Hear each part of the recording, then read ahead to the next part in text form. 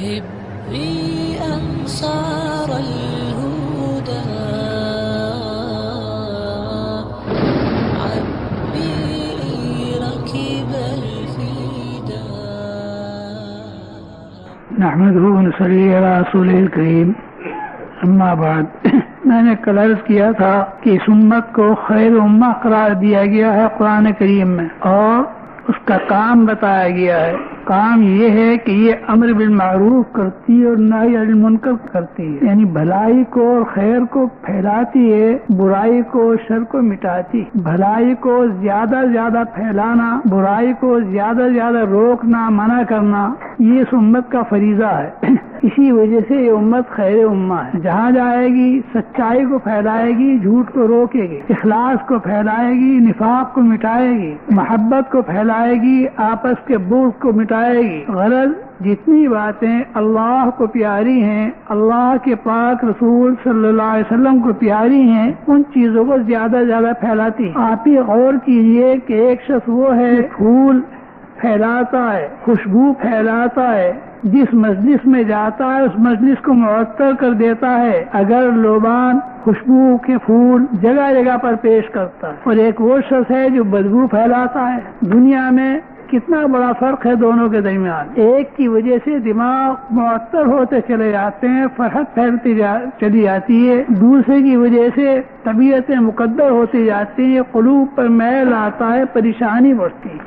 تو نبی اکرم صلی اللہ علیہ وسلم تشریف لائے خیر کو پھیلانے کے لیے، اور یہ ذمہ داری امت کے سر عائد فرما گئے. امت نے اس کام کو کیا، انجام دیا، سب دنیا پر چھا گئی یہ امت. کوئی ملک ایسا نہیں جہاں حضور صلی اللہ علیہ وسلم کی دعوت نہ پہنچی ہو. روئے زمین پر کوئی علاقہ ایسا نہیں جہاں اللہ کے پاک رسول صلی اللہ علیہ وسلم کا نام جاننے والے موجود نہ ہوں. کچھ لوگ مانتے ہیں، کچھ نہیں مانتے، باقی جانتے سب کے سب ہیں.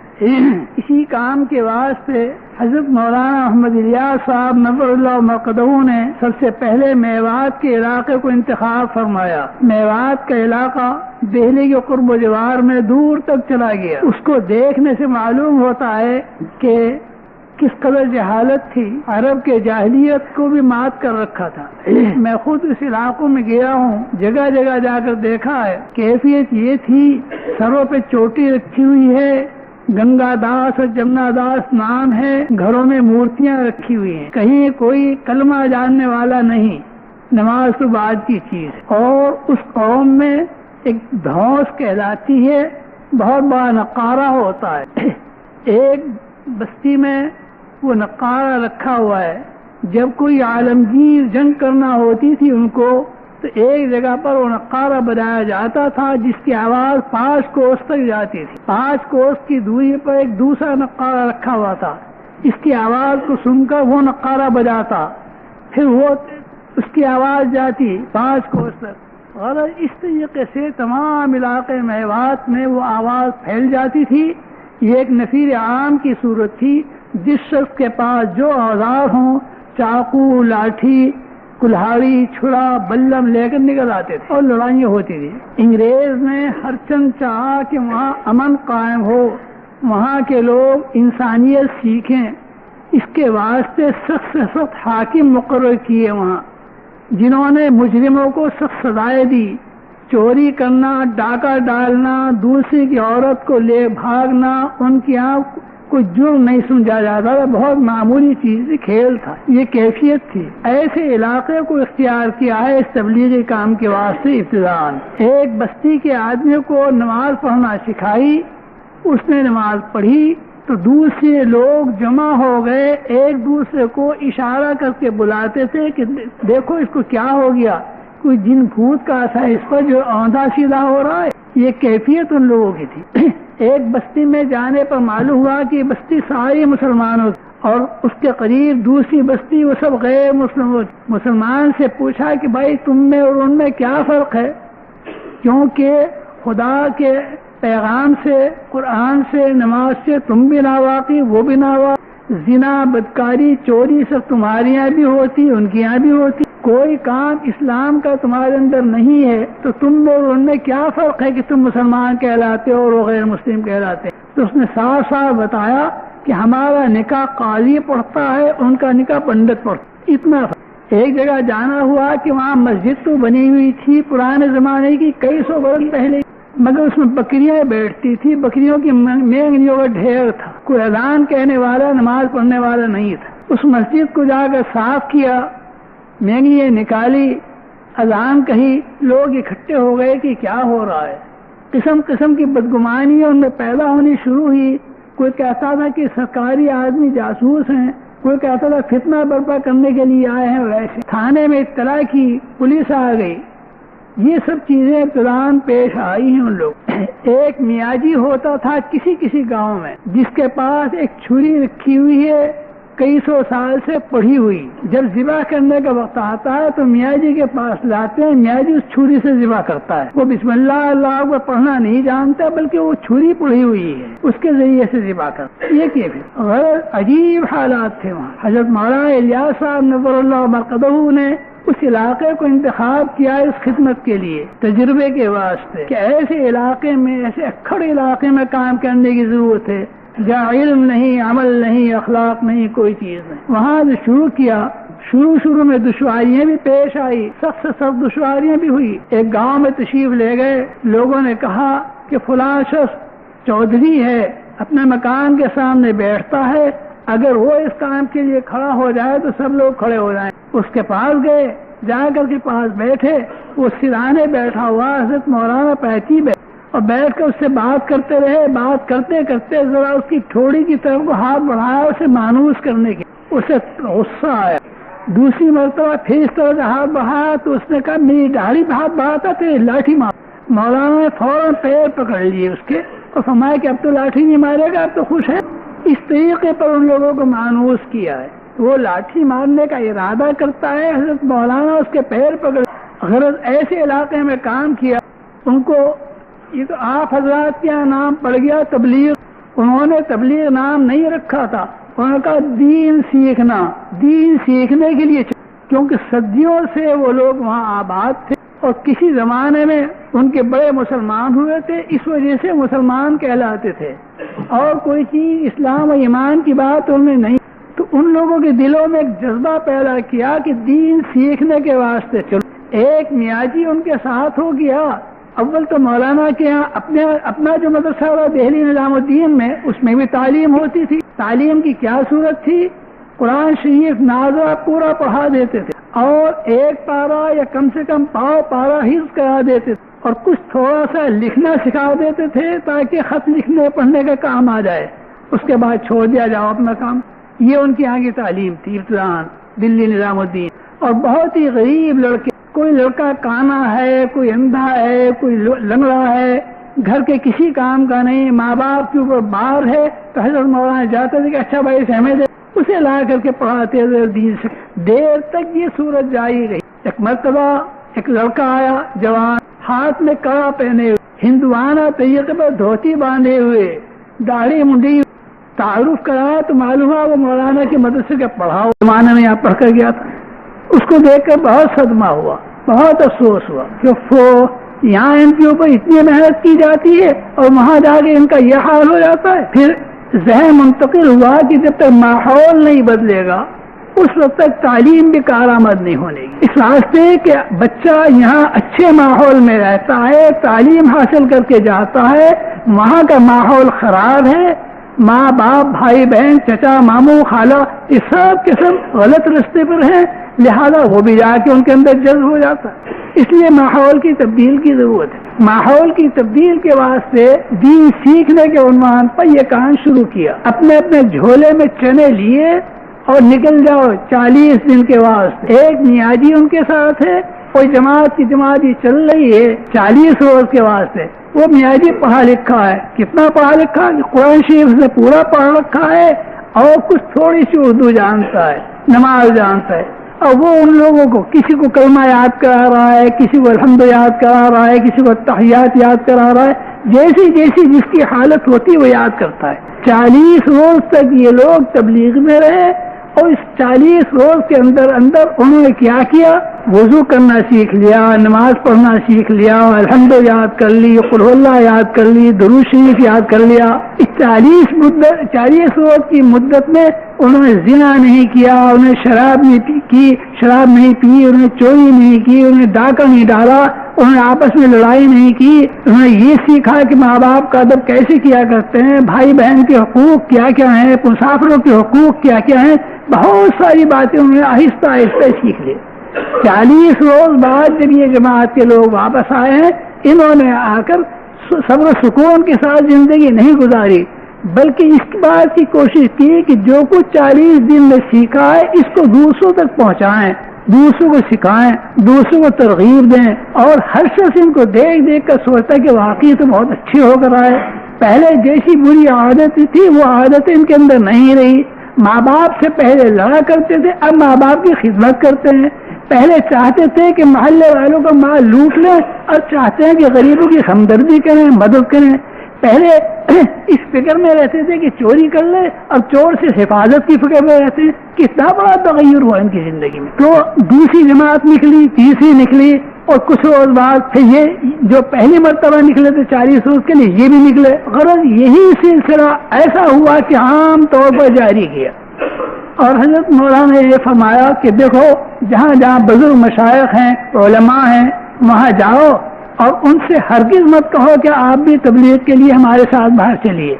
ان حضرات نے جو مشاغل اختیار کیے ہیں تزکیہ باطن کے یا تدریس اور تعلیم کے، کوئی حدیث پڑھا رہا ہے، کوئی فقہ پڑھا رہا ہے، کوئی تفسیر پڑھا رہا ہے، ان حضرات نے پورے دلائل کی روشنی میں اس کو انتخاب کیا ہے۔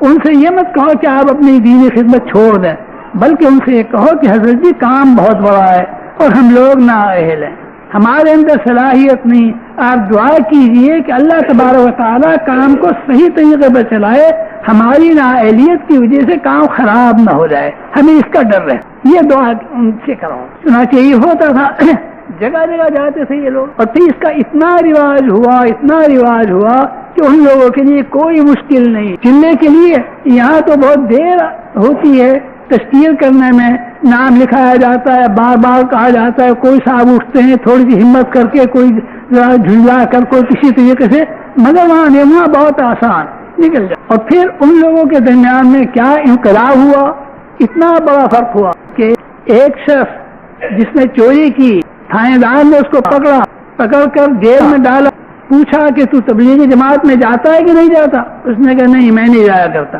اس کی پٹائی کی، اور پٹائی کر کے اس شرط پر چھوڑا کہ تبلیغی جماعت میں جاؤ، چلا۔ تھانے دار غیر مسلم، وہ جانتا ہے کہ جو لوگ تبلیغی جماعت میں جاتے ہیں، چلا دیتے ہیں، چوری ان کی چھوٹ جاتی ہے، بد اخلاقی چھوٹ جاتی ہے، ان کے اندر بڑا تغیر پیدا ہو جاتا ہے۔ کتنے تعجب کا، حیرت کا مقام ہے کہ غیر مسلم اس سے اتنا اثر لیتے ہیں اور مسلمان اس کے طرف متوجہ ہوں تو کتنا بڑا فائدہ۔ ایک مرتبہ ایسا ہوا کہ دو آدمی، دونوں کے دونوں تبلیغ میں جانے والے، ان کے درمیان لڑائی ہو۔ شیطان تو ہر جگہ لگا ہوا ہے، یہ تھوڑا ہی کہ تبلیغ والوں کو چھوڑ دے، بالکل نہیں، وہ کسی وقت نہیں بخشنے کا، وہ تو مرتے وقت تک ساتھ رہے۔ اس واسطے لڑائی ہوئی، ایک نے دوسرے کے گھوسا مارا منہ پہ، جس سے اس کا دانت ٹوٹ گیا۔ بس دانت ٹوٹتے ہی فوراً اس گھوسا مارنے والے کو خیال ہوا کہ افسوس میں تو تبلیغ میں چلا دے چکا ہوں، جماعت میں گیا تھا، بڑی خطا ہو گئی میرے، اب بڑا پریشان۔ آیا اپنے میاں جی کے پاس، میاں جی لڑائی میں دانت ٹوٹ گیا میرے ہاتھ سے دوسرے کا، بتاؤ اس کی کیا سزا؟ قرآن میں دیکھ کے بتا۔ میاں جی نے قرآن کا مطالعہ کیا، اس میں پڑھا وَالسِّنَّ بِالسِّنِّ، دانت کے بدلے دانت، قرآن میں آیا دانت کے بدلے کہ بہت لیٹ گیا سامنے، اور جس کا دانت ٹوٹا تھا اس سے کہا بھائی تو توڑ لے میرا، جس طرح تجھ سے ہو سکے توڑ لے، میری طرف سے اجازت۔ وہ آیا اور آ کے اس کے سینے پہ بیٹھا، اس کے دانت کو پکڑ کے زور سے ہلایا، مگر دانت مضبوط تھا، اس سے نہیں ٹوٹا۔ وہ سینے پہ بیٹھا بیٹھا پوچھتا ہے میاں جی معاف کرنا کیا؟ قرآن میں آیا ان تعفو اقرب وان تعفو خیر۔ میاں جی نے کہا معاف کرنا اعلیٰ بات، اچھی بات، میں نے معاف۔ تو یہ انقلاب، طبائع میں انقلاب ہونا معمولی انقلاب بہت بڑی۔ جن لوگوں کی زندگی اس طرح سے گزری، سارے ملک کا ماحول یہ ہو، وہ لوگ یہاں تک پہنچ جائیں کہ اگر ایک غلطی سے کسی وقتی جذبے، وقتی داعیے کی وجہ سے غلطی سرزد ہو گئی، اور دانت ٹوٹ گیا فوراً انتقام دینے کو، اور جو کچھ وہ فیصلہ کر دے اس کے واسطے ہم آزاد۔ اس لیے میرے محترم بزرگوں اور دوستوں، ضرورت ہے کہ ہم لوگ اس کام میں حصہ لینے کے لیے یہی صورت ہے کہ اس کام کی اہمیت کو دیکھیں۔ حضرت مولانا فرمایا کرتے تھے کہ دیکھو جب تبلیغ کے واسطے نکلو تو پہلے وضو کر کے 2 رکعت نماز پڑھ کے یہ سوچ لو کہ یہ کام اتنا اہم اور عظیم الشان کام ہے کہ حق تعالیٰ نے اس کام کے لیے 1,24,000 پیغمبر، یہ کام ایسا کام ہے، معمولی کام نہیں، یہ نہیں کہ 2 پیسے کا کوئی سودا خریدنے کے لیے جا رہے، ایسا کام نہیں، تفریح کے لیے جا رہے، ایسا کام نہیں، بلکہ اس کام کی عظمت کو دل میں بٹھاؤ کہ اس کام کے لیے اللہ تعالیٰ نے پیغمبروں کو بھیجا ہے اور انہوں نے بڑی بڑی مشقتیں اٹھائی، بعض پیغمبروں کو آرے سے چیرا گیا ہے، بعضوں کو آگ میں ڈالا گیا ہے، بعضوں کو قتل کیا گیا ہے، انبیاء علیہ بعضوں پر پتھر برسائے گئے ہیں، انبیاء علیہ السلام کے ساتھ یہ سب چیزیں پیش آ چکی۔ جب اس کام کو اٹھانا اور سنبھالنا ہے اور لے کر چلنا ہے تو اس کام کے جو پیش رو ہیں، مقتدا ہیں، ان کے حالات پہ غور کرنے کی ضرورت ہے کہ ان کے اوپر کیا گزری۔ لہذا اس کام کی اہمیت اور عظمت کو دل میں قائم کر کے نماز پڑھ کر اللہ کے سامنے عاجزی کے ساتھ درخواست کر کے دعا کریں کہ اللہ ہم لوگ نااہل، ہمارے ایمانوں میں پختگی نہیں، ہمارے اخلاق میں پختگی نہیں، ہمارے اعمال میں پختگی نہیں، آج ہمارے اعمال اور اخلاق کی وجہ سے غیر مذہب والوں کو شرمندگی ہو۔ ارے یہ مسلمان تو بڑا اعلیٰ اخلاق کا ہوتا تھا، اعلیٰ کیریکٹر ہوتا تھا اس کا، آج یہ کیا بات؟ اعلیٰ کیریکٹر کا تو حال یہ تھا کہ جنگ فارس کے وقت میں شہزادہ فارس جب گرفتار کر کے لایا گیا ہے، اس کے لیے سزائے قتل کی تجویز، جب اس کو قتل کرنے کا وقت آیا تو اس سے پوچھا گیا کہ تمہارے کوئی آخری حسرت ہے، آخری خواہش ہے دنیا سے جانے سے پہلے کوئی خواہش ہو تو بتاؤ۔ اس نے کہا مجھے توقع نہیں کہ آپ لوگ میری خواہش پوری کریں، نہیں پوچھ اسی واسطے رہے تم سے، بتاؤ کیا خواہش؟ اس نے کہا مجھے پیاس لگ رہی، پانی پلا دو۔ اچھی بات ہے، ایک کٹورے میں پانی لا۔ اس نے کہا اچھا وعدہ کر لو کہ جب تک میں یہ پانی نہیں پی لوں گا اس وقت تک مجھے قتل نہیں کروں۔ اچھی بات، ہاں بھائی ہمارا بات۔ اس نے کہا کہ قسم کھا، ان کا قسم کھانے کی ضرورت نہیں، مسلمان کا قول ہی یہ بات تھی کہ مسلمان جھوٹ نہیں بولتا، مسلمان کا قول ہی قسم ہے، جو مسلمان نے زبان سے بات کہہ لی اسی جیسی یہ قسم کھا لی، یہ اس کے کیریکٹر کا حال تھا، اتنا پختہ ہوتا ہے۔ آج تحریریں لکھائی جاتی ہیں، کوئی بیان نامہ کیا جاتا ہے تو اس کی تحریر لکھائی جاتی ہے، کوئی معاہدہ ہے، قرض کا معاملہ ہے، خیر تحریر لکھانے میں تو کوئی حرج نہیں، اچھی بات ہے، پختگی ہو جائے، لیکن یہاں تو عدم اعتماد کی وجہ سے اسے جھوٹا سمجھتے ہیں، یوں سمجھتے ہیں کہ اگر کل کو اس نے انکار کر دیا تو اس تحریر کے ذریعے سے ہم دعویٰ دائر کر سکیں گے، یہ ہوتا ہے۔ وہاں جب اس کے سامنے پانی لایا گیا تھا اس نے پانی پھینک دیا زمین اور کہا دیکھیے صاحب آپ نے وعدہ کیا تھا جب تک میں یہ پانی نہیں پی لوں گا اس وقت تک مجھے قتل نہیں کرو گے، اب یہ پانی تو پینا ناممکن ہے، زمین پہ گر گیا۔ حضرت عمر فاروق رضی اللہ تعالیٰ عنہ کو اطلاع کی گئی اور فرمایا کہ اس نے ہمارے ساتھ دھوکہ کیا، ہم دھوکہ نہیں کریں گے، آزاد کر دو، چھوڑ دیا۔ جب آزاد کر دیا تو آزاد ہونے کے بعد میں کہتا اشہد ان لا الہ الا اللہ واشہد ان محمد عبدہ ورسولہ، کلمہ پڑھتا ہے۔ اور پھر اس نے بتایا کہ میں اپنے دل سے تو مسلمان ہو چکا تھا بہت دیر پہلے، لیکن چونکہ میں گرفتار تھا اور میرے لیے سزائے قتل تجویز تھی، مجھے اندیشہ تھا کہ اگر میں نے اسی حالت میں اپنے اسلام کا اظہار کیا تو لوگ یہ کہیں گے کہ موت کے تلوار کے ڈر سے مسلمان، اس لیے میں چاہتا تھا کسی طرح سے تلوار سے آزادی مل جائے، اس وقت اسلام کا تھا۔ تو کیریکٹر کا یہ حال تھا مسلمان کے کہ وہ دوسرے دھوکہ کرتے ہیں، پڑے دھوکہ کو۔ ایک محدث بہت بڑے، ان کے یہاں کا حال یہ تھا کہ جس غلام کو دیکھتے کہ یہ غلام نماز زیادہ پڑھتا ہے اس کو آزاد کر دیتے۔ غلاموں کو معلوم ہو گئی یاد، لمبے نمازیں پڑھنی شروع کر دی، غلاموں نے سارے صوفی بن اور وہ آزاد کرتے ہیں۔ کسی نے اطلاع کی ان کو کہ یہ تو اس واسطے نماز زیادہ پڑھتے ہیں تاکہ آزاد ہو جائیں، تو فرمایا کہ جو شخص اللہ کے دین کی خاطر ہمیں دھوکہ دے گا ہم اس کے دھوکے میں آ جائیں گے، کوئی حرج نہیں۔ یہ دھوکہ دیتے ہیں بہت اچھا، یہ جانے ہماری طرف سے آزاد کر دیتے۔ حضرت عمر ابن عبدالعزیز رحمت اللہ علیہ رحمتاً واسعہ کے دور کا واقعہ، جب کوئی شخص ذمی مسلمان ہو جاتا تھا تو اس کے جزیہ معاف کر دیتے تھے، محصول معاف، محصول جو حفاظت کے واسطے لیا جاتا تھا ان کی نگرانی کے لیے، وہ محصول معاف کر دیتے تھے جب کوئی مسلمان ہو جاتا تھا۔ ان کے عامل نے اطلاع کی کہ خزانہ خالی ہو گیا، لوگ ذمہ کثرت سے مسلمان ہو رہے ہیں، جزیہ ان سے معاف ہو رہا ہے، اب آمدنی نہیں رہی خزانے میں۔ کیا زوردار جواب دیا حضرت عمر بن عبدالعزیز رحمۃ اللہ علیہ نے، ان محمد صلی اللہ علیہ وسلم قد بعث ہادیا لا جابیا، حضور اکرم صلی اللہ علیہ وسلم کو اللہ تعالیٰ نے بھیجا تھا ہادی بنا کر تاکہ ہدایت دیں، جابی روپیہ بٹورنے والا بنا کر نہیں بھیجا تھا کہ روپیہ لوگوں سے بٹور۔ اس واسطے جزیہ تو معاف ہو ہی جائے گا، چاہے کوئی شخص اپنی اسلام لانے میں صادق ہو یا نہ ہو وہ جانے، لیکن جزیہ معاف۔ اس واسطے بہت واقعات، ساری تاریخیں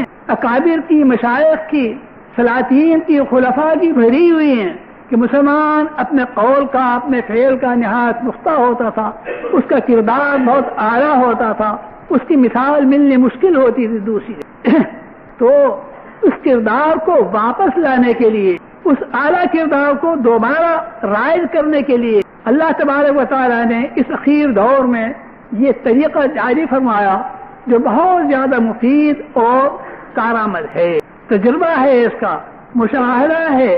جس جگہ پر یہ حال تھا کہ لوگ نماز نہیں جانتے تھے، کلمہ نہیں جانتے تھے، 25 برس تک محنت کی اور جہاں کاہ محنت کی، گرمی کے زمانے میں پیدل چلے، دھوپ میں، اور سردی کے زمانے میں بھی سفر کیا، برسات کے زمانے میں بھی سفر کیا، غرض یہ کہ بہت ہی پریشانیاں اٹھائی، لیکن ہر پریشانی خندہ پیشانی کے ساتھ میں برداشت کی۔ ایک مرتبہ ایک پہاڑ پر چڑھنا ہوا، شام کے وقت جب وہاں پہنچے ہیں، ایک صاحب سے کہا حضرت مولانا الیاس صاحب رحمۃ اللہ علیہ نے کہ ماموں دیکھ، نبی اکرم صلی اللہ علیہ وسلم نے کتنے پہاڑ چڑھے دین کی خاطر، آج ایک پہاڑ چڑھنے کی سنت ادا ہوئی تجھ سے، کتنا بڑا مبارک دن ہے۔ یہ حضرات اس بات پر خوش ہوتے تھے کہ اللہ کے رسول صلی اللہ علیہ وسلم کی سنت کو زندہ کرنے کا موقع آیا۔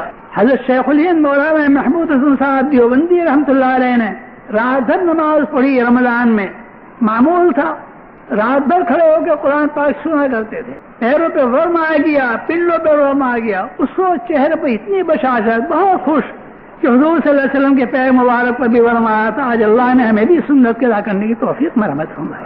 اس وقت جو حضرات کی خوشی کا ذریعہ ہوتا تھا، خوش کرنے والی چیز ہوتی تھی، وہ یہ ہوتی تھی کہ نبی اکرم صلی اللہ علیہ وسلم کی ایک سنت زندہ ہوئی، حضور صلی اللہ علیہ وسلم کی سنت پر ہمیں عمل کرنے کا شوق پیدا ہوا، توفیق عطا ہوئی، اللہ تعالیٰ کا بڑا فضل و کرم۔ اس لیے دین کی خاطر مشقتیں برداشت کی، 25 برس تک محنت کی، اور ہر جگہ پر اپنا مبلغ چھوڑا، ہر جگہ پر مکتب قائم کیا، اور ان مکاتب میں مدرسین کی تنخواہ اپنے پاس سے دی، گاؤں والوں سے نہیں مانگی، چندہ نہیں کیا ان سے، اپنے پاس سے ان کی تنخواہیں دی۔ 25 برس کے بعد پھر جانا ہوا، 5 کوس کے علاقے کے جو دیہات تھے ان کا ایک علاقہ بنا کے 5 کوسا تجویز کر دیا۔ ایک جگہ پہنچے ہیں، دریافت فرمایا کہ بھائی بتلاؤ اس 5 کوسے میں کیا کام ہوا 25 برس؟ وہاں جو شخص مستقل مبلغ موجود، اس نے بتلایا کہ حضرت ہمارے اس 5 کوس کے علاقے میں 3 یا 4 آدمی ایسے ہیں جو تہجد کے پابند نہیں، باقی سب تہجد کے پابند، جہاں نماز سے نہ واقف تھے، وہاں اس محنت کی برکت سے اللہ تبارک و تعالیٰ نے یہ انقلاب فرمایا کہ 3 یا 4 آدمی صرف ایسے ہیں جو تہجد کے پابند نہیں، باقی سب تہجد کے پابند۔ ایک جگہ پہنچے، وہاں بتلایا کہ 4-5 آدمی ایسے ہیں جو جماعت کے پابند نہیں، ورنہ سب کے سب جماعت سے نماز پڑھنے کے پابند۔ ایک 5 کوسے میں جہاں سخت ترین لڑائی سر پھٹاول رہتی تھی، کسی نے کسی کا ہاتھ توڑ دیا، مار کر سر توڑ دیا، یہ چیز رات دن رہتی تھی، وہاں دریافت کیا، بتلایا کہ اس 5 کوس کے علاقے میں کوئی 2 مسلمان ایسے نہیں کہ جن کے درمیان آپس میں لڑائی اور عداوت ہو، سب کے سب بھائی بھائی مل کے رہتے۔ کتنا بڑا انقلاب، تباہی کا انقلاب ہو جانا یہ بڑی چیز ہے۔ اسی لیے حضرت مولانا الیاس رحمۃ اللہ علیہ فرمایا کرتے تھے کہ آج کا جہاد، سب سے بڑا جہاد یہ ہے کہ جس دل میں دین کی قدر نہیں، اس کے اندر دین کی قدر پیدا کر دی جائے، دین کی طلب پیدا کر دی جائے۔ جب دین کی طلب ہوگی تو آدمی حضور اکرم صلی اللہ علیہ وسلم کے اوصاف عالیہ کو بھی تلاش کرے گا، آپ کے اخلاق جمیلہ کو دیکھے گا، آپ کی تمام پاکیزہ زندگی کا مطالعہ کرے گا، ہر بات میں لوگوں سے پوچھے گا کہ اس میں سنت طریقہ کیا ہے، اس میں حضور صلی اللہ علیہ وسلم کا کیا ارشاد ہے، اپنی زندگی کو آزاد نہیں رکھے گا بلکہ پابند بنا دے گا، جبکہ دین کی طلب ہوگی۔ اگر دین کی طلب نہیں ہوگی تو پھر کچھ نہیں ہوگا۔ یہ آپ جانتے ہیں کہ اس تبلیغ میں تقریر اصل نہیں، تقریر جو کی جاتی ہے وہ کچھ لچھے دار تقریر نہیں ہو، تقریروں کی ضرورت بھی نہیں، وہ تو صرف لوگوں کو آمادہ کرنے کا ذریعہ ہے۔ اصل مقصود تو کام ہے اور عمل ہے، اس کام اور عمل کو اختیار کرنا یہ مقصود ہے، اسی کے ذریعے سے ہوتا جو کچھ ہوتا ہے۔ تقریر تو محض آمادہ کرنے کا ایک ذریعہ ہے۔ مولانا رحمۃ اللہ علیہ فرماتے تھے کہ دیکھو جب تبلیغ کے لیے تو 2 رکعت نماز پڑھ کر خدا کے سامنے اپنے گناہوں سے توبہ کر کے پورے استغفار اور یہ تصور کرتے ہوئے کہ اللہ پاک نے اس کام کے لیے انبیاء علیہ السلام بھیجا، آج یہ کام ہم جیسے نااہل اور ناکارہ لوگوں کے سپورٹ کیا، اے اللہ اس کو خراب ہو جا، یا اللہ ہمارے گناہوں کی نحوست کی وجہ سے یہ بے تاثیر، یہ تصور کر کے چلو اور ہلکی ہلکی آواز سے ذکر میں مشغول ہو، سبحان اللہ، اللہ پاک ہے، الحمدللہ، ہر خوبی اللہ کی، لا الہ الا اللہ، حکم ماننے کے قابل صرف اللہ کی پاک ذات، اللہ اکبر، اللہ اس سے بھی بلند ہے، خاص کر لفظ اللہ اکبر کو آہستہ آہستہ کہتے، یا اللہ ہمارے گناہوں کی نحوست کی وجہ سے یہ بے تاثیر نہ ہو جائے، یہ تصور کر کے چلو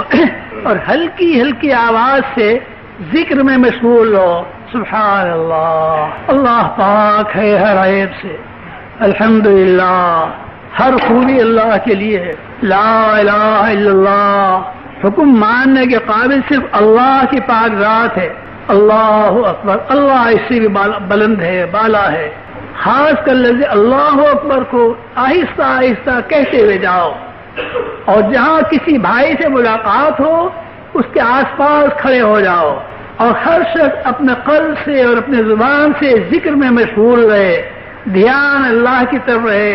اس فضا میں معاصی بھرے ہوئے ہیں، ظلمت بھری ہوئی ہے، ضلالت و جہالت بھری ہوئی ہے، اللہ کے ذکر سے اس فضا کو منور کرو، معطر کرو، تاکہ وہ جہالت دور ہو، اللہ کی رحمت قریب ہو۔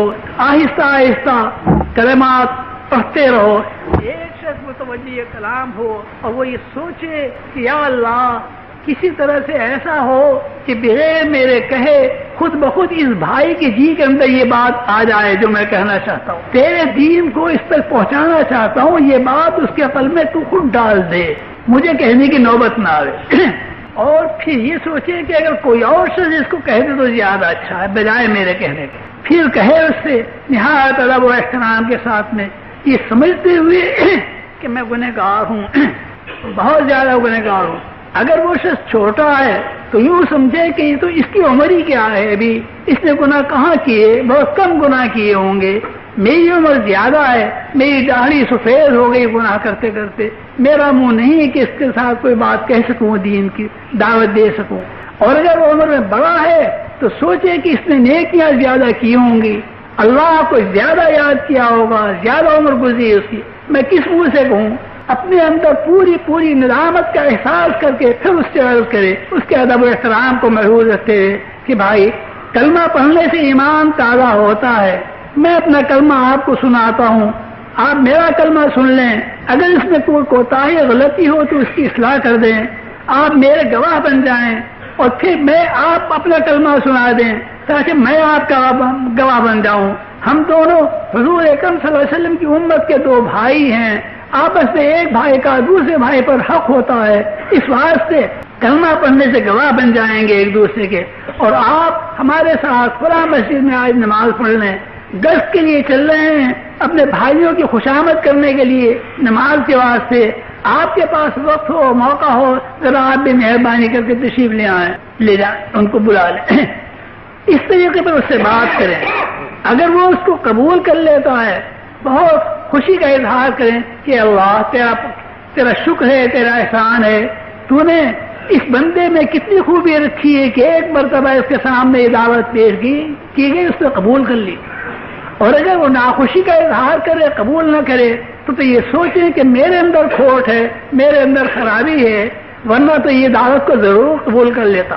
اسی طریقے پر کام کریں، اور جس بستی میں جائیں وہاں اگر جماعت کا استقبال ہو، لوگ خوشی کے ساتھ آ جائیں، ٹھہرنے کا انتظام بھی کریں، آپ کی تعلیم میں بھی شرکت کریں، گشت میں بھی شریک ہوں، جماعت بھی بن جائے، باہر نکلنے کا بھی موقع مل جائے، تو آپ یوں نہ سمجھیں کہ ہمارا کام ہو گیا۔ وہ فرمایا کرتے تھے کہ اگر یہ سمجھ لیا کہ ہمارا کام ہو گیا، ہمارا مقصد حاصل ہو گیا، تو اندیشہ یہ ہے کہ اللہ تبارک و تعالیٰ کے یہاں جب حاضری ہوگی، حساب کتاب ہوگا، وہاں آپ سے یہ نہ کہہ دیا جائے کہ جس مقصد کے لیے آپ نے دنیا میں وہ کام کیا تو مقصد وہیں حاصل ہو گیا، تو ہم سے کیا چاہتے ہو؟ اس واسطے سے یوں نہ سمجھے کہ ہمارا مقصد حاصل ہو گیا۔ ہمارا مقصد تو اس دنیا میں حاصل ہوتا ہی نہیں۔ ہمارا مقصد کیا ہے؟ ہمارا مقصد یہ ہے کہ ہر قدم پر، ہر بول پر، ہر سانس پر اللہ کی خوشنودی ہم کو نصیب ہو، اللہ تبارک و تعالیٰ کے خزانہ عامرہ سے ہمیں کچھ ملے۔ ہمارا مقصد تو وہ ہے۔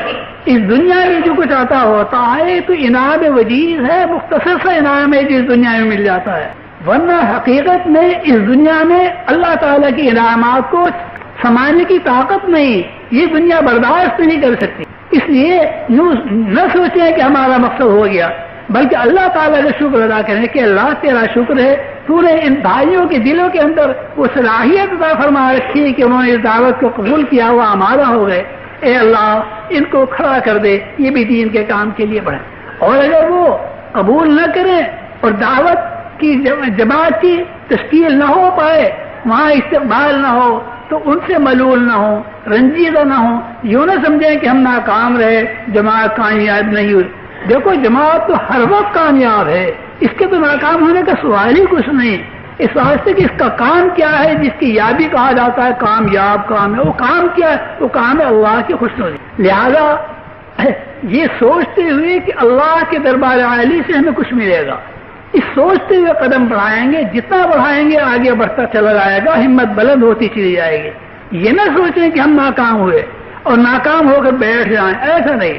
دیکھیے منوانا تو پیغمبروں کی بھی ذمہ داری نہیں ہے، منوانا تو صرف اللہ تعالیٰ نے اپنے ذمہ لیا ہے، وہ جس کو چاہیں گے منوا دیں گے، نہیں چاہیں گے نہیں منوائیں گے۔ پیغمبروں کے ذمہ بھی منوانا نہیں، بلکہ کام بتانا، راہ پر لگانا، کوشش کرنا، خوشامد کرنا، لوگوں کو آمادہ کرنا، یہ ہے۔ اس کام میں لگے رہنا چاہیے۔ جو شخص اس کام میں لگا رہے گا وہ کامیاب ہے، چاہے اس کی کوشش سے کسی ایک جگہ بھی جماعت نہ بنی ہو، چاہے اس کی کوشش سے ایک آدمی بھی نماز پڑھنے کے لیے مسجد میں نہ آیا ہو، لیکن وہ کامیاب۔ حدیث پاک میں آتا ہے جب اللہ تبارک و تعالیٰ کے یہاں جنت میں داخلہ ہوگا اور انبیاء علیہ السلام جنت میں آئیں گے، کوئی پیغمبر ایسے ہوں گے کہ جن کے ساتھ 10 آدمی، کسی کے ساتھ 9، 8، 7، 6، 5، 4، 3، 2، 1، بعض پیغمبر ایسے کہ ان کے ساتھ ایک آدمی۔ کیا مطلب؟ کہ ساری زندگی بھر انہوں نے اللہ کے پیغام کو پہنچایا، لیکن ایک سے ان پر ایمان لایا ہے فقط، لیکن ان کی پیغمبری میں کوئی فرق نہیں۔ جس طرح سے پیغمبر اولو العلم تھے اسی طرح سے ہیں، ان سے یہ مطالبہ نہیں ہوگا کہ لوگوں نے کیوں نہیں مانی تمہاری بات، وہاں تو یہ مطالبہ ہوگا کہ تم نے کتنی پہنچائی، کتنی محنت کی اس راستے میں، کتنی جد و جہد کی، کتنا سر کھپایا، وہاں تو یہ سوال۔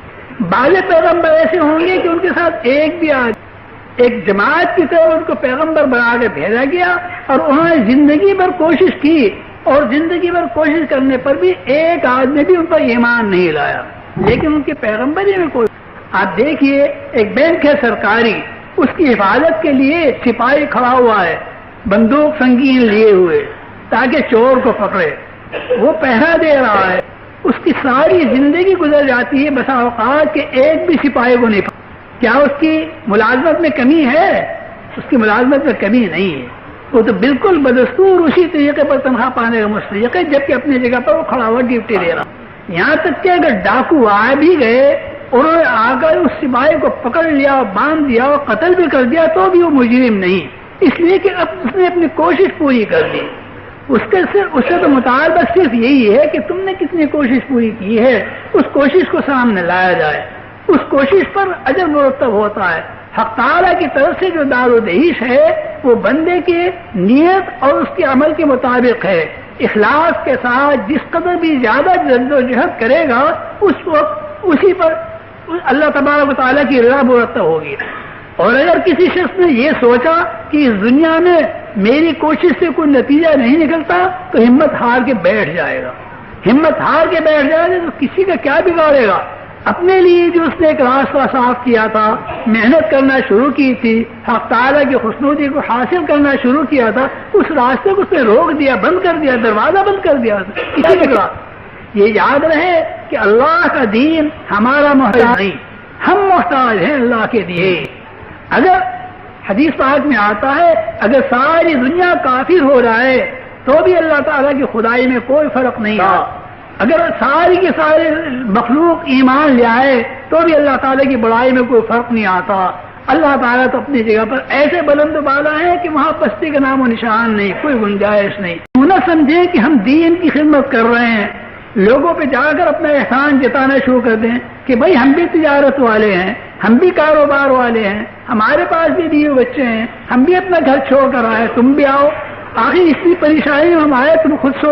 یہ اپنا احسان نہ جتائیں ان لوگوں پر، بلکہ ان لوگوں کی خوشامد کریں. حق تعالیٰ کا فضل سمجھیں کہ اس نے ان سارے بکھیڑوں سے آپ کو نکال کر اللہ اپنے دین کی خدمت کے لیے قبول فرمایا. جتنی جس کو توفیق ہو جائے اتنا زیادہ شکر گزار ہونا چاہیے، اللہ کا احسان مند ہونا چاہیے. یہ نہ سوچے کہ میں دوسروں پر اپنا احسان جتاؤں. اس احسان جتانے کے ثمرات اور نتائج خراب بھی کرتے ہیں. اپنی طبیعت میں بڑائی پیدا ہوتی ہے کہ میں دین کی خدمت کر رہا ہوں، یہ دین کی خدمت نہیں کر رہے. یہ بڑائی تباہ کرنے والی ہے، برباد کرنے والی ہے.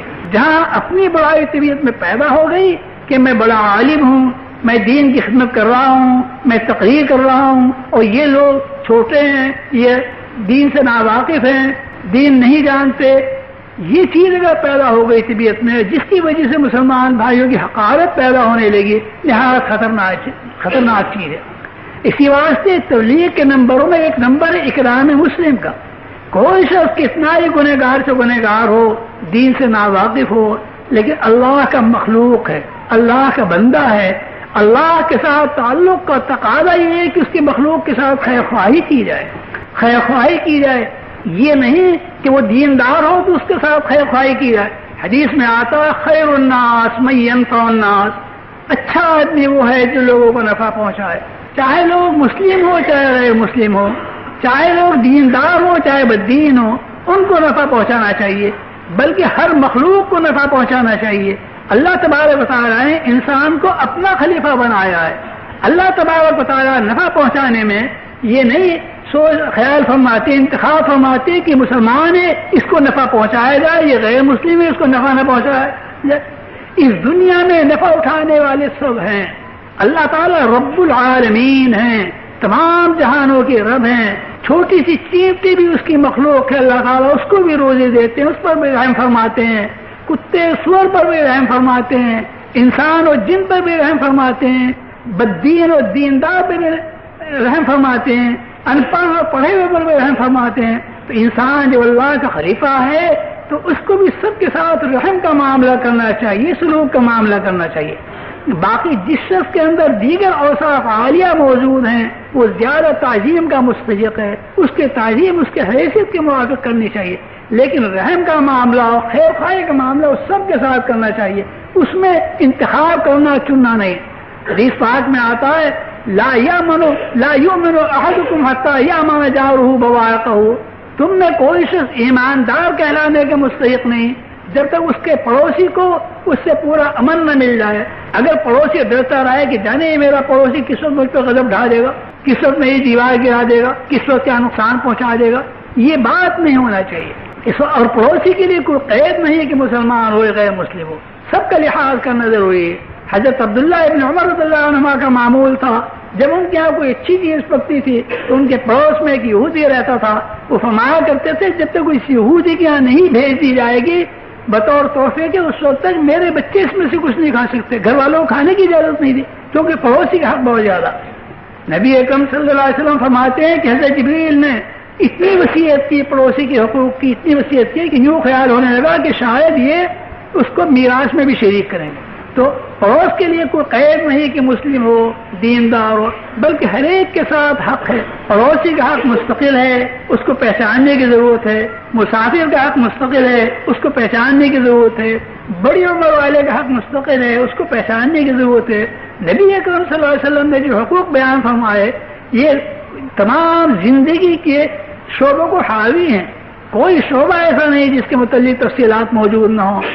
اور یہ 6 نمبر مقرر کیے گئے ہیں، یوں نہ سمجھنا کہ یہ 6 نمبر یہی دین ہے سارا، نہیں، اس کے اندر جامعیت ہے ان 6 نمبروں میں، اور ان 6 نمبروں کے ذریعے سے آہستہ آہستہ راستہ کھلتا چلا جاتا ہے، ہر چیز کی طرف رہنمائی حاصل ہوتی چلی جاتی ہے۔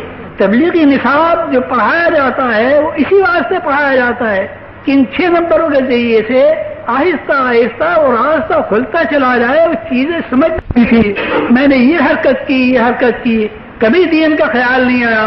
اب تبلیغ میں چلنے کے لیے نکلا ہو تو یاد آتا ہے کہ ہو میں نے فلاں کام بھی کیا تھا، فلاں حرکت بھی مجھ سے ہوئی تھی، اس کا بدل کیا ہے، اس کا حل کیا ہے، میرا نکاح صحیح ہوا یا نہیں ہوا، میں کس طرح سے اس حق سے دستبردار ہو سکتا ہوں۔ یہ چیزیں آتی ہیں۔ یہ کیا بات ہے؟ بات وہی ہے، 6 نمبر ایسے ہیں جسے ایک بڑے سمندر کو کوزے میں بند کر دیا، ان کو آدمی کھول کے بیٹھے، پڑھنا شروع کرے، عمل کرنا شروع کرے، آہستہ آہستہ دین کی ہر شاخ سامنے آتی چلی جائے گی، اور اللہ تبارک و تعالیٰ ایک اتنا بڑا سمندر اس کے سینے میں بھر دیں گے دین کا کہ ساری زندگی کو حاوی ہوگا اور وہ چلتا چلے گا، یہاں تک کہ حق تعالیٰ کی بارگاہ میں اعلیٰ درجے کا مقبول ہو جائے گا۔ باقی جس شخص کو یہ چیز سمجھ میں نہ آئے کہ 6 نمبروں میں کیسی چیز آ گئی، عمل کر کے دیکھے، آہستہ آہستہ ساتھیوں میں، دوسرے لوگوں میں دیکھتے دیکھتے خود اس کی سمجھ میں آنا شروع ہو جائے گا، آنے لگے گا۔ اس واسطے جب تبلیغ کے واسطے نکلیں ہمیشہ ہر مسلمان بھائی کا اکرام کریں، اس اکرام سے کسی وقت بھی غافل نہ رہیں، یہ اکرام بڑی دولت ہے۔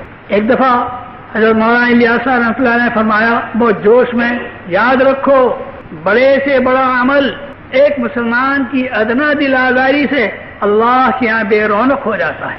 آدمی کتنا بڑا عمل کرتا ہے جو جس کی فضیلت احادیث میں موجود ہیں، لیکن اس کے ساتھ ساتھ کسی مسلمان کی دل آزاری بھی ہوئی تو یہ اللہ تبارک و تعالیٰ کے یہاں بے رونق ہو جاتا ہے، اس میں رونق نہیں ہے۔ حدیث پاک میں موجود ہے المسلم من سلم المسلمون من لسانه ویدہ، بھائی مسلمان سچا پکا پورا مسلمان تو وہی ہے جس کی زبان سے اور جس کے ہاتھ سے دوسرے مسلمان محفوظ رہیں، نہ وہ ہاتھ سے کسی کو اذیت پہنچاتا ہے نہ زبان سے کسی کو اذیت پہنچاتا ہے۔ اس واسطے اقرار مسلم کا لحاظ ضروری ہے۔ اسی وجہ سے جب یہ جماعت پہلی مرتبہ تیار ہوئی، حضرت مولانا الیاس رحمۃ اللہ علیہ نے اس جماعت کو تربیت دے کر گشت کرایا، جگہ جگہ پر یہ جماعت گئی، اور پھر اس کو تھانے بھون بھیجا۔ حضرت مولانا اشرف علی صاحب تھانے قدس اللہ سر العزیز کے وطن، اور تاکید کی کہ دیکھو خاص تھانے بھون میں نہیں جانا بلکہ آس پاس کے دیہات میں جاؤ، 7 روز تک وہاں گشت کرو پورے اصول کی پابندی کے ساتھ، تاکہ جو لوگ حضرت مولانا تھانوی کی خدمت میں ان کے مریدین آنے والے ہیں دیہات سے وہ آئیں اور آ کر کے تم لوگوں کی خبر دیں۔ تو حضرت تھانوی کو جو خبر پہنچے گی تمہاری تو خود ان کے اپنے مریدین اور اپنے آدمیوں کے ذریعے سے پہنچے گی۔ 7 روز تک عمل کر کے سب طرف پھر جمعے کی نماز حضرت کے پیچھے جا کر پڑھو، اور جا کر حضرت سے عرض کرو کہ حضرت جی کام بہت اونچا ہے، ہم لوگ نہ آئے، دعا فرمائے کہ اللہ تعالیٰ اس کام کو خراب ہونے سے محفوظ رکھے، اور نصیحت لوگوں سے دعا لو۔ ایسا ہی کیا، جماعت گئی، آس پاس گشت کیا دیہات میں، اور پھر وہاں سے لوگ آنے شروع ہوئے، بتایا کہ ایک جماعت ایسی ہے، وہ یہ کہتی ہے، وہ یہ کہتی ہے، یہ طریقہ ہے اس کا۔ حضرت مولانا تھانوی نے اپنے آدمیوں کو بھیجا، جاؤ تحقیق کرو کون لوگ ہیں، ان کا مرکز کہاں ہے، کدھر سے آئے ہیں، کیا کہتے ہیں، کیا اصول ہیں ان کے۔ وہ تحقیق کر کر کے آ کر بتاتے رہے، یہاں تک کہ جب جمعے کا دن آیا تو وہ لوگ آئے حضرت تھانوی کی خدمت میں، اور حضرت نے ان کو وقت دیا، ان سے باتیں پوچھی، تم کون لوگ ہو، کیا اصول، سارے پوچھ کے یہ رائے قائم فرمائی صحابہ جیسا طرز۔ صحابہ کرام رضوان اللہ علیہم اجمعین اسی طریقے پر دین کو پھیلایا کرتے تھے، پہنچایا۔ پیارے دوستو، جس شخص کو اس میں شرکت کی دولت نصیب ہو جائے بہت خوش نصیب ہے، بہت خوش قسمت ہے۔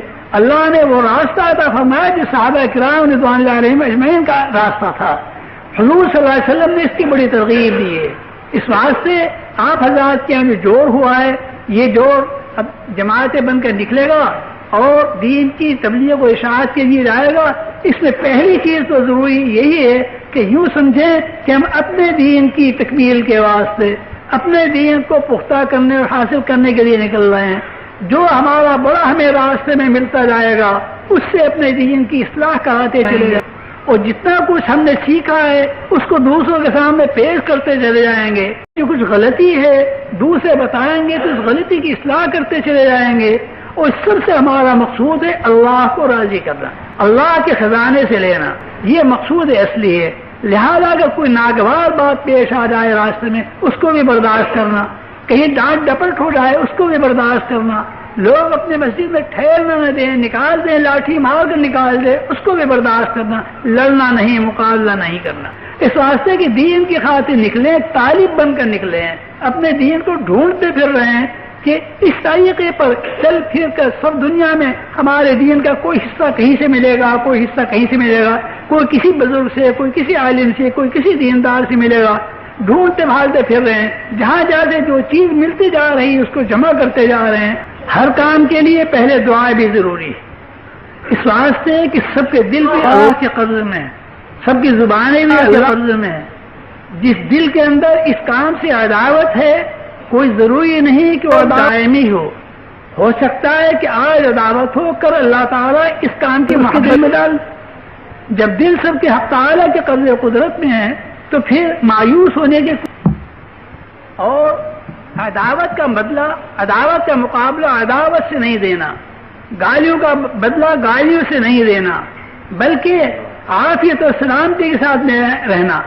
خلیفہ مامون الرشید کے حالات میں ہے کہ وہ ایک مرتبہ رات میں اٹھے، انہوں نے غلام کو آواز دی، غلام لیٹے ہوئے تھے، کہیے کہ ایک جگہ پر آواز دیا غلام، تو وہ غلام جاگ رہے تھے مگر بن گئے، کوئی نہیں بولا۔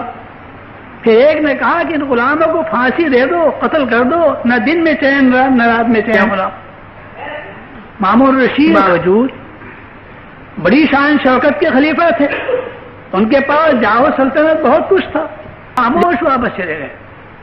کسی وزیر کو معلوم ہوا، وزیر نے شکایت کی ان سے کہ غلام بہت بد اخلاق ہو گئے ہیں، ان کی اصلاح کی ضرورت ہے۔ خلیفہ نے کیا جواب دیا؟ خلیفہ نے جواب دیا کیا ان کی بد اخلاقی کو میں بد اخلاق بنوں؟ یہ جواب دیا۔ سو بھائی اگر کوئی شخص بری بات کہتا ہے تو جو چیز پاس ہے وہ کہتا ہے۔ ایک شخص کی زبان مانوس ہے بری باتوں سے، اس کی زبان پہ تو برے ہی الفاظ آئیں گے، اچھے الفاظ کہاں سے الفاظ سیکھے نہیں بیچارے۔ ایک شخص کو اللہ تعالیٰ نے توفیق دی ہے بولنے کی تو اچھے الفاظ بولے گا۔ تو نبی اکرم صلی اللہ علیہ وسلم نے بھی گالیوں کا جواب نہیں دیا، برائیوں کا جواب نہیں دیا، غصے کا جواب بھی نرمی سے دیا۔ پیارے دوستو، مسلمان تو اس لیے پیدا ہوا کہ یہ ایثار کرے، گالیاں کھا کر دعائیں دے۔ نبی اکرم صلی اللہ علیہ وسلم کے اوپر پتھر برسائے جا رہے ہیں لیکن حضور صلی اللہ علیہ وسلم دعا دیتے ہیں قومی فإنهم لا يعلمون۔ حضرت ابراہیم ابن ادھم رحمۃ اللہ علیہ کے حالات میں ہے کہ ایک جگہ دریا کے کنارے بیٹھے ہوئے تھے، یہ بادشاہ چھوڑ کر فقیری اختیار کر لی تھی، دریا میں کشتی تھی، اس کشتی میں اسی قسم کے سر پھرے لوگ تھے۔ انہوں نے کہا کہ یہاں مجلس رقص ہونی چاہیے، مجلس ہونی چاہیے، گانا بجانا شروع ہوگی، ضرور سر پٹے گی۔ سر پٹا کیا کہ جس کو درمیان میں بٹھا لیا جائے، ایک شخص ادھر سے چپت مارے، ایک ادھر سے مارے، سب ہنسے مذاق اڑائیں۔ ایسا کوئی آدمی ہونی چاہیے تفریح کے لیے۔ آدمی تلاش کرنے کے لیے گیا، دیکھا بیٹھے ہوئے ہیں دریائے کنارے پر حضرت ابراہیم ابن ادھم رحمۃ اللہ علیہ، باولا ہے، پکڑ لائے، لا کر میں بٹھا لیا گیا اور معاملہ شروع ہو گیا چپت مارنے کا۔